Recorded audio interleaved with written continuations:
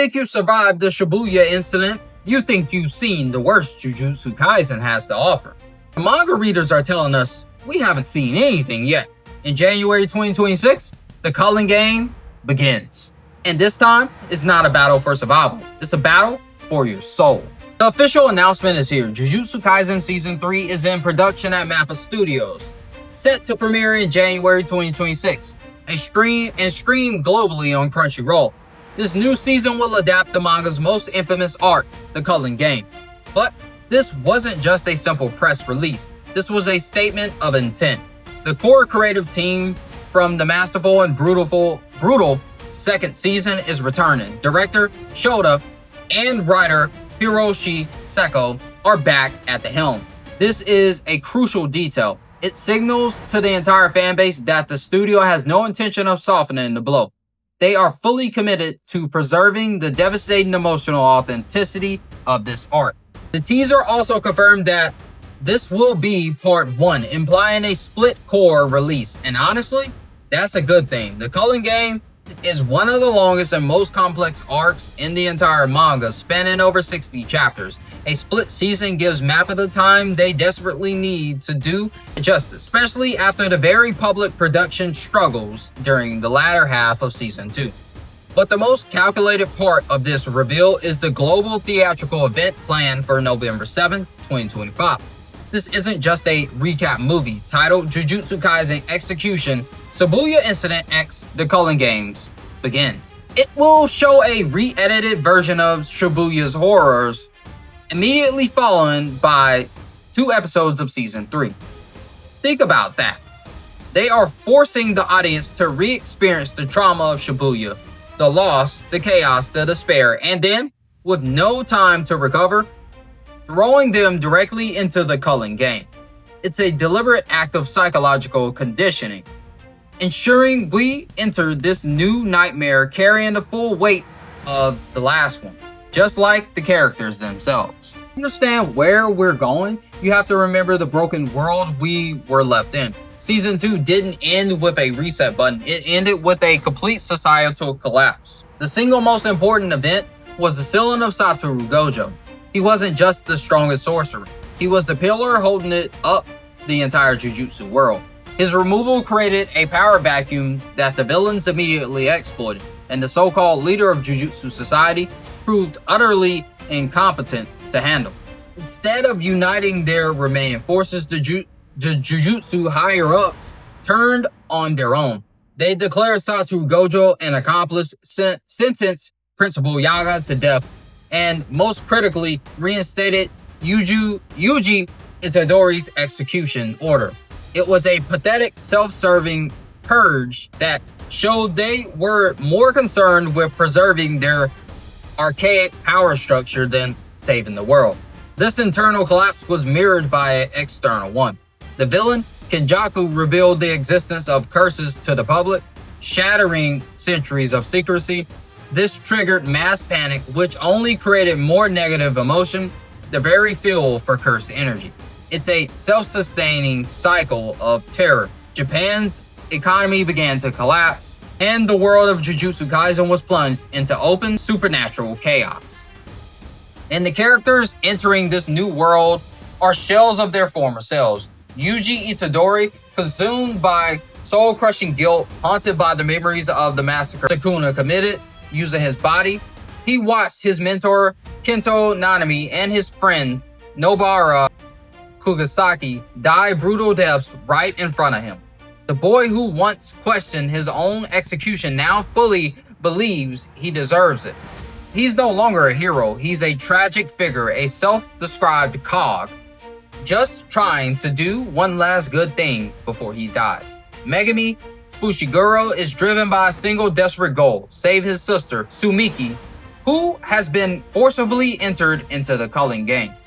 This personal stake makes him dangerously pragmatic, willing to make morally gray choices to save her. And to make matters worse, Kotsu, the hero of Jujutsu Kaisen 0, returns not as an ally but as Yuji's official executioner. Appointed by the corrupt higher-ups, this is the state of our heroes: broken, hunted, and turned against each other.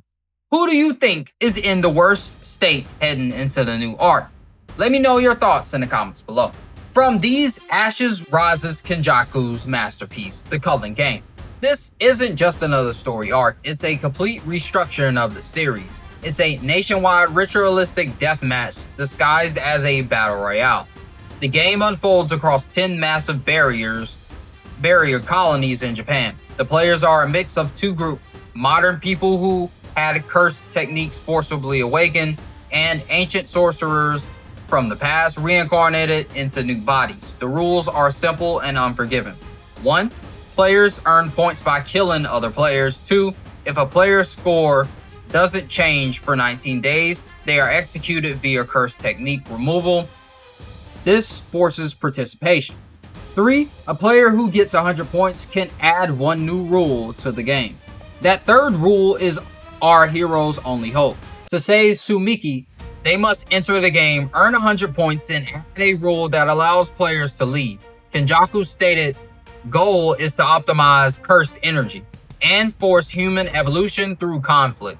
But his true plan is far more sinister, a massive ritual to reshape the world itself.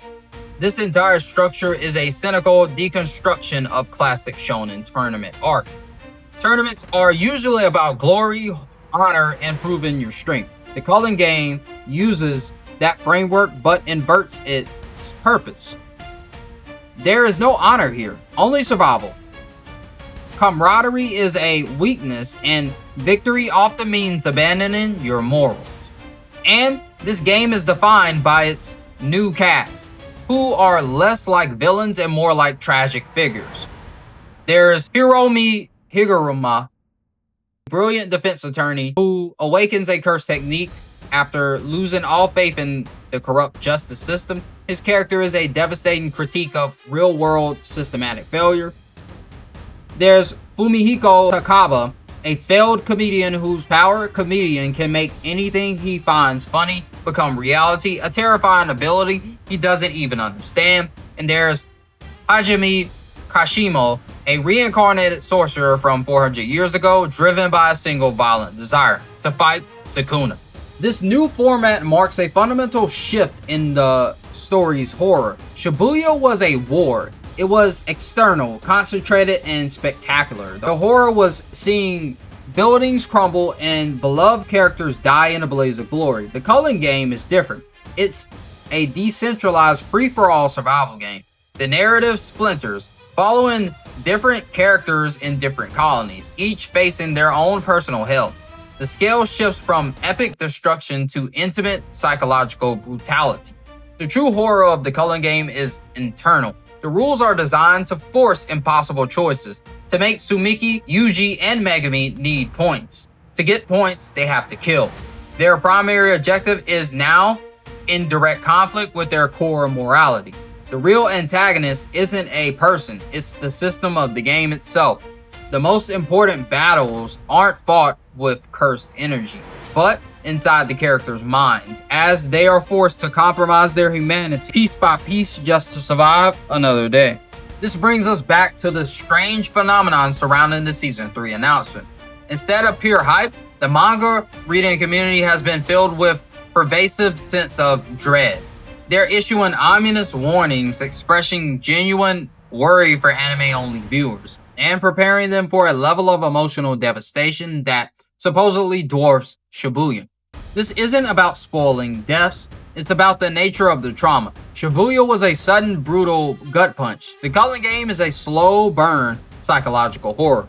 The dread comes from watching what the survivors have to become to keep living. It's about watching their ideals, their sanity, and their very souls get systematically dismantled by the cruel logic of the game. It's so intense that fans have started forming online support groups to help people process the events when they air. This meta narrative is fascinating. The audience is being prepared for a shared traumatic experience, shifting the question from what will happen to how will we handle it when it does.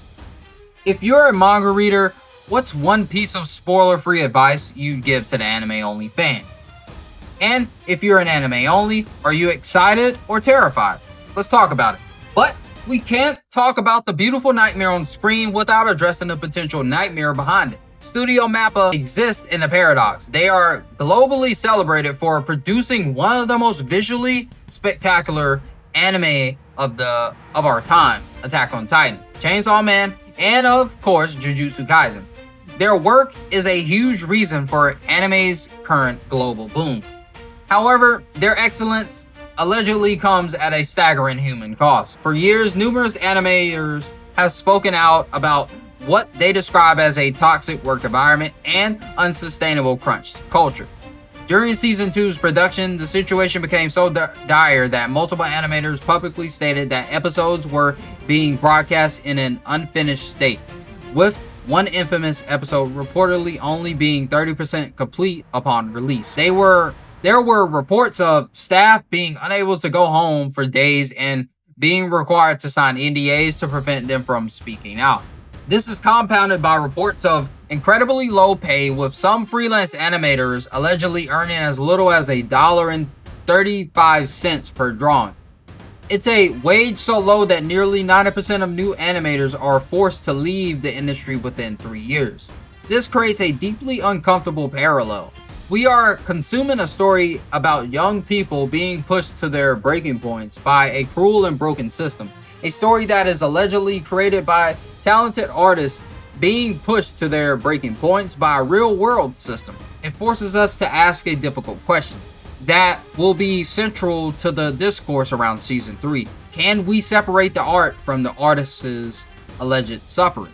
The silver lining, if there is one, is that the massive popularity of Jujutsu Kaisen has dragged these industry-wide problems into the international spotlight like never before. The production of Season 3 will be a crucial test for whether this newfound public awareness can become a catalyst for real change. So, what is Jujutsu Kaisen Season 3? It's a story of broken heroes fighting in a world without rules. It's a narrative that shifts from horror of war to horror of the soul. It's a cultural event that has its own fans bracing for impact. And it's a masterpiece of animation that carries with it a heavy, complicated context. The Shibuya incident was a paradigm shift. The Culling game is a devastating consequence. It's bigger, it's bolder, and it's poised to be far more brutal. The beautiful nightmare arrives in January 2026. The only question left is, are you ready? Thank you for watching. If you want to stay updated on all things Jujutsu Kaisen and join the discussion as we head towards 2026, make sure to hit that subscribe button and ring the bell. Next time, brace yourselves. And I'm gonna catch y'all another. Seemlytuber out. Peace. I love y'all, man. Y'all make doing this worth it. Y'all make doing this what it is. Worth it. I appreciate y'all, man. I'm out.